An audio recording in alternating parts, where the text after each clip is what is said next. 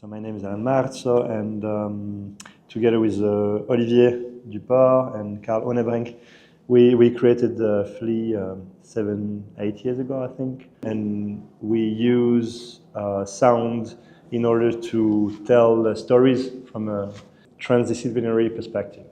We try to release, I think, one project per year. The current project we're releasing is related to the songs of the Holy Mountain on Mount Athos, which is actually a monk republic in Greece. That is very interesting because it works as a religious peninsula, and highly problematic because it's forbidden to women, and so we're trying to tell the story of that part of the world using, again, the music, and inviting to reflect upon it through, again, different disciplines. So my name is Nouf Abdulkarim. I'm a writer, a storyteller, and a researcher as well. Currently, I'm actually working on my MA in social anthropology. For me, I'm always fascinated about language and how language can construct identities in so many layers. And I start diving into this concept of places, songs, language, and how come they come together in shaping up a new way of looking at so many different connections within the people who listen to different kind of rhythms or melodies. Basically sound, music and audio inputs in general, they are very poetic and also neutral manner to enter into a special culture or ritual. So it opens a lot of possibilities to discuss with various types of people about those cultures. And so that's what we're interested in. So sound is just a door. And that's the door we've chosen to speak about very complex social, political, historical issues. There are so many questions there, but I think I'll start with the fact that I do believe that we're coming from a culture that's very much oral based, and we don't have that many kind of documentation or archive when it comes to these kind of research or disciplinaries. We do believe that it's associated a lot with so many people, and because of that, I think that coming up or shaping up this program is really important to just at least start the dialogue and having people coming together in a place and space where they can just ask questions and think of different topics related to these two, the oral culture, but also the sounds and music aspect of it. And yeah, I think for me, honestly, when I think of this program, I do believe that we are at a stage where we are reducing so many culture programs. And when I think about it, sometimes we just need to pause for a second, and then we reflect on these culture productions, and then from that we can develop something more important. I covered archive, the lack of documentations, and the need of having the space and time to reflect on these topics, not necessarily having an outcome out of it, but we really do hope to have a sort of documentation, because again, back to the same problem where we don't have that sort of a strong archive there. First of all, it's important to know that for us, it's the first time we come to Jeddah. So obviously we came with little ideas on what we would find here. And I think so far what was striking for us, first of all, is the diversity of the culture and the people we meet around here. I mean, Jeddah seems like a Tower of Babel, and that's really fascinating to us. The second thing is, I think, the fact that we spent a lot of time with female artists and researchers, and it seems that there is a very interesting dynamic that is apparently, I think, owned and managed by female intellectuals, which is really impressive. I think what's really fascinating about this program is the fact that we have so many people coming from so many different backgrounds and research interests, and every one of them actually bringing something new to the table, and having the space with all the participants where they share their interests, their work, and also their upcoming project is one of the things that makes me so happy to be part of their journey, and also learning a lot from them. I think the first challenge is how we organize the power relations. I mean, we are here as outsiders, so we mainly came to listen more than to speak, because first of all, we have a lot to learn.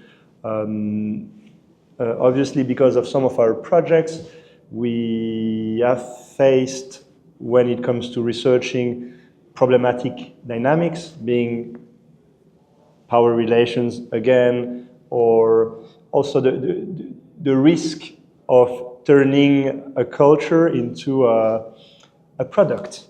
Because at the moment, sometimes in different countries, there is an interest in documenting culture to either communicate about a country or promote a tourism agenda.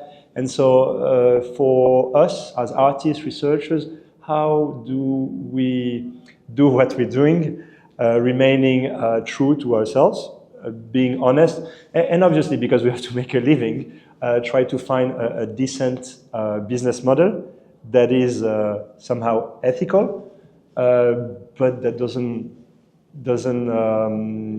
make us die out of hunger as well. Yeah. I think what I really find it so fascinating about this experience is the interesting mix between bringing a researcher who is very much related to the culture itself, and then having an expert encounters, or having an expert bringing the alternative way to research such a matter. For me, it's fascinating because I look at, I'm not an expert, but the expert in this program are the participants themselves, and I'm learning a lot from them. So my advice to people who want to start their own independent publishing house, or that have a peculiar practice, surround yourself with like-minded people. That would be my first advice. So be ready basically to sacrifice a lot of things, mainly connected to social status and finances. And once you've accepted that, you're ready to go, and you won't regret it. I think that at least for us as Flea, we did those decisions a couple of years ago, also leaving some proper careers to start this project full-time. And some people consider that as a suicide. And now looking back at the journey, I don't regret a single second of what we went through. So just take your own decision, but be aware it won't be easy, basically. Yeah. It's really hard to give an advice. I think I'm at a stage in my life where I would love to hear advices given to me, but I think if there is one thing that I always tell myself, and I want it to be told to so many people, is just take your time, reflect, and keep an open mind to think of so many questions, and produce something once you actually believe that it's that you know what kind of stories or narratives you're telling, but also at the same time keep an eye on other practices and alternative way to research.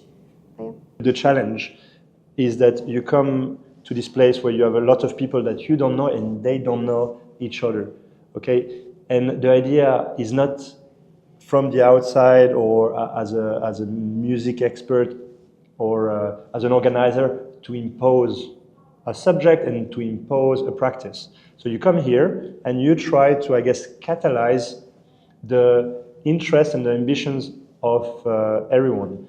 So far, I mean, I think that we are all like slowly feeling that we could work on a project where you would have a music component and maybe a more editorial component, because we have good musicians, we have good writers and artists. And yeah, so I think there is an option that if we move towards a phase 2, to put meats around the architecture and the bones we've created this week. My hope for this program, I think that since it was very process-oriented, now that we did a mapping of who is who does what, and what are the different skills, is that we start working together on a very concrete object, and I hope that this object is a way to make something invisible visible. I think that when it comes to different topics and subjects that we went through here, we are going through apparently a context where a lot of things are moving from the shade, from invisibility to the light, being from a gender perspective, but also from a more social perspective, where in the surrounding there are a lot of people that also have a fascinating culture, but that tend to be invisible. And I hope that this program manages to bring everyone together toward a subject and transform that into, I hope, an editorial project. I think for me, when I think of this program specifically, I go back a lot to the fact that I want people to come together and build connections, and I think I hope that we actually succeed on at least on that level. But I do agree with Alan. I actually do believe that having something concrete in the end, documenting what we're doing, would be amazing. So yeah.